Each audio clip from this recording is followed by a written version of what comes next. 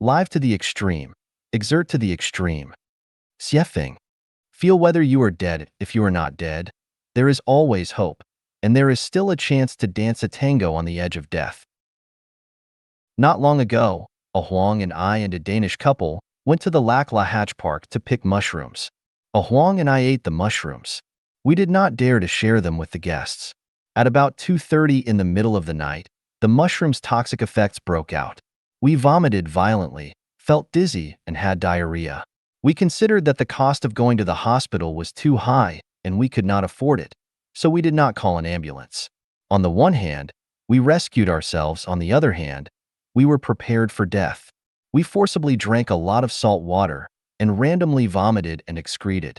Unexpectedly, we returned to peace at 4:30, and we did not die. I was tired and wanted to sleep, but thinking that I needed to make breakfast for the guests in the morning, I didn't sleep anymore for fear that I would have overslept. I was still alive, didn't die. I was so happy and fortunate. Compared to death, it's no big deal losing several hours of sleep.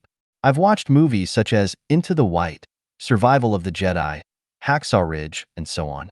Thinking about myself now, I am so happy. Every day there is food to fill my stomach, and there is a house to live in. I have eyes to see, legs to walk on, hands to work with, a mouth to talk with. I am so fortunate and happy. About my age, it's just over 60. That I have lived safely to the age of 60 is already a great blessing and great good fortune. Thank God, thank heaven. What is the rest of my time to be used for? Wholeheartedly and selflessly for the benefit of this world. Live to the extreme, exert to the extreme. Since I didn't die, then I should make breakfast for the guests. The soldiers trained by the American West Point Military Academy are brave and good at fighting. It is said that the West Point Military Academy has a famous BEAST program, which is a series of cruel training exercises of human nature, physiology, psychology, and intelligence. 1/5 of the students who have undergone rigorous selection cannot stand the training of wild beasts and are eliminated. Those who can persist are the best among the soldiers because they bring human nature to the extreme. Looking back, have I lived to the extreme? Did I live out my value? I am ashamed to say that I did not. I have wasted a lot of precious time. I have been living in a situation of having adequate food and clothing without any great tribulation. My daily time is not fully used for learning, thinking, exploring, studying, struggling, and experiencing. I checked my life accounts and found that before the age of 35, I spent my life being muddle-headed without any achievements. Although at the age of 18, I served as the party branch secretary of the Village Production Brigade and managed the affairs of 11 villages for 3 years, it was basically mediocre. There are no highlights to show off. At the age of 36, my life started to have a little bit of color. I was then working as an interpreter for a project in Zimbabwe, Africa. It was worth mentioning that for more than a year, there were no holidays, no weekends, and I worked more than 10 hours every day. The most exciting time there was one night when there was no moonlight, only starlight. I drove a dilapidated Jeep, the lights didn't work, none of the big or small lights were working, the drive shaft of the car could have easily fallen off. The car did not have a roof, and the steering wheel had excessive free play. Once the car broke down, it couldn't be started again, unless pushed by people or dragged by other vehicles. Therefore, once it was started, I had to make sure it wouldn't stall. Under this kind of night and vehicle conditions, I drove more than 80 kilometers in the African jungle and on the highway. Thinking about it later, it was very thrilling. It was risking with my life. It also belongs to the BEAST training of the West Point Military Academy. I started my own business, opening a company, at the age of 38. My busiest time was when I had 4 shops, a nightclub, a bar, and a fast food restaurant. I would sleep no more than 5 hours a day. To save time, I limited my meal time to 10 minutes. In general, I finished a meal in 5 or 6 minutes to deal with an average of 9 things every day. But I think that I haven't exerted my life to its limit. I should have done more. The more than 10 years of establishing the theoretical system of life genuine can be regarded as hard work. At least every day, I worked hard. The Chanyuan corpus and Xiefeng corpus, with thousands of articles and tens of millions of words, were written by me day and night without wasting any time. But this cannot be considered as living to the extreme, because I just make the best of my time, sleep less, and entertain less. I have no worry about food, clothing, shelter, transportation, life, old age, sickness, and death. There is no suffering, no hardship, and it can't be said that it is wonderful.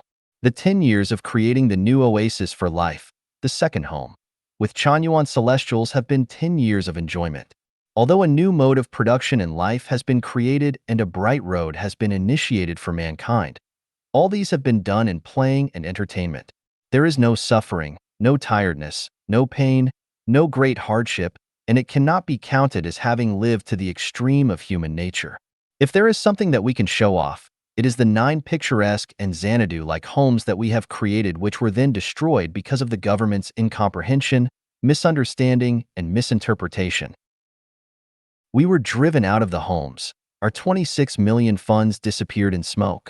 We, 150 people, had no houses to live in, no food to eat, and most of our daily supplies were gone. We went on the road of vagrancy. There was nothing left.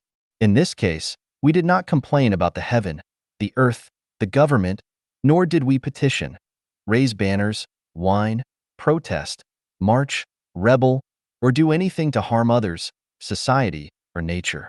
We did not sink into negative and pessimistic emotions. We licked our wounds and not only survived miraculously, but also lived very happily.